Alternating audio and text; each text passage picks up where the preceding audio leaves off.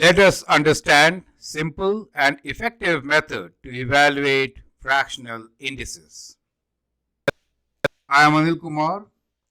Welcome to my YouTube channel and the website Global Math Institute. In this exercise, we'll look into fractional indices. How do we calculate these? And then in further exercises, we'll take care of negative and fractional indices. So the first question for you is to evaluate these fractional indices. We have 9 of them for you. And then we'll involve fractions with these fractional indices for you to work on. Is that clear to you? So we have these 12 questions for you in this particular exercise. You might need some formulae which are listed here. Okay, so let's begin to solve them one by one.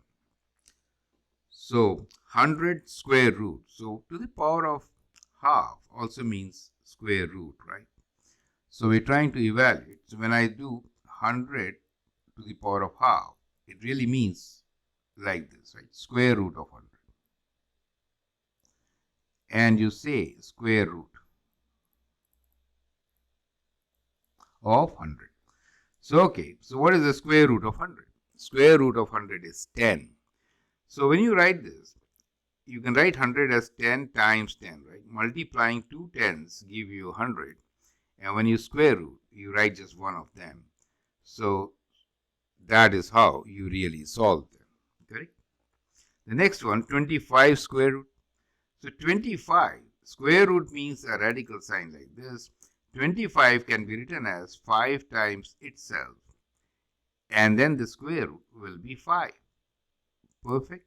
16 square root. 16 can be written as, you can write like this also first, and then you can write 4 times 4 is 16. So that dot is times. And so square root is going to be 4. Is this step clear to you? Perfect. 27 cube root. Now when we are talking about cube root, the number has to be multiplied by itself thrice. So this is 27 is like 3 times 3 times 3 is 27. Now we'll find the cube root. See, I'm writing 3 on that radical sign now, not writing 2, because 2 is a default value, right? That 2 is a default value. If you do not write anything, 2 is understood. Okay, so cube root of 3 times 3 times 3 is the number 3. That is what it means, correct? 8 cube root means again we have to write 8 by a number which could be multiplied by itself thrice. So it is 2. 2 times 2 times 2 is indeed 8. And therefore, the cube root of 8 is 2.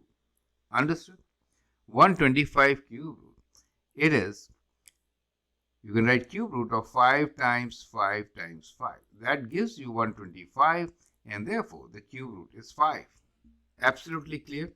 Now this is slightly more complicated. Now after doing cube root, we are going to square. So think like this. Now we are saying, first you find cube root of 8, right? Once you do that, then you square it.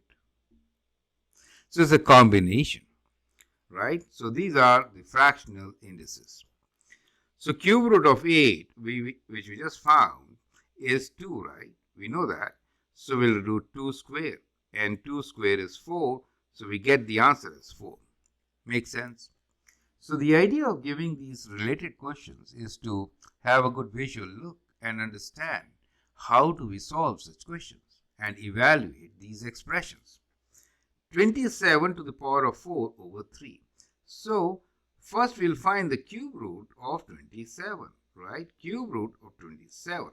And then we are taking it to the power of 4.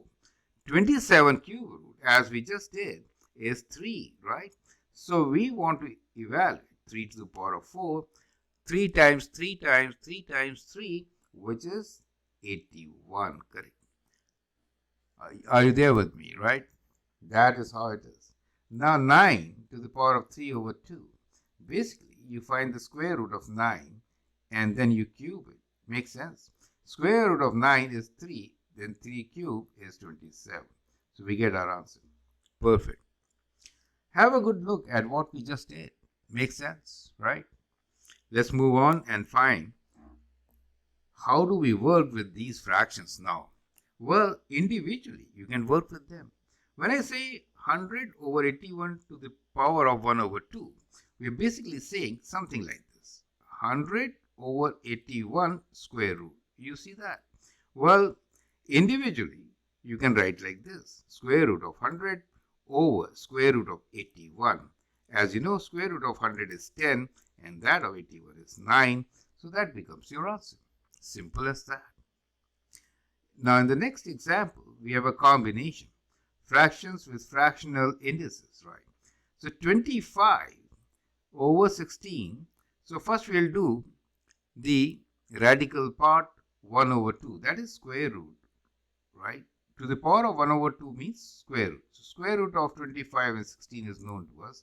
And then we will cube it. Make sense? So square root is 5 of 25 and that of 16 is 4. And now we are going to cube it. So cube of 5 is 5 times 5 times 5, which is 125. And that of 4 is 64. Perfect. We did all this earlier, right? In this exercise, we did cube, cube root, and now see how we are working with these fractions, right? So, the last question for you to practice, 16 over 27 to the power of 2 over 3. So, how should you think? You should think about first finding cube root of 16 over cube root of 27, right? And then you square it. Do you see different approaches for doing the same thing? Adopt the method which you are more familiar with or which you are more comfortable with. Okay. Cube root of 16 is what? Very difficult, right? So that is a challenge. And cube root of 27 is not so difficult. So that is a challenging portion.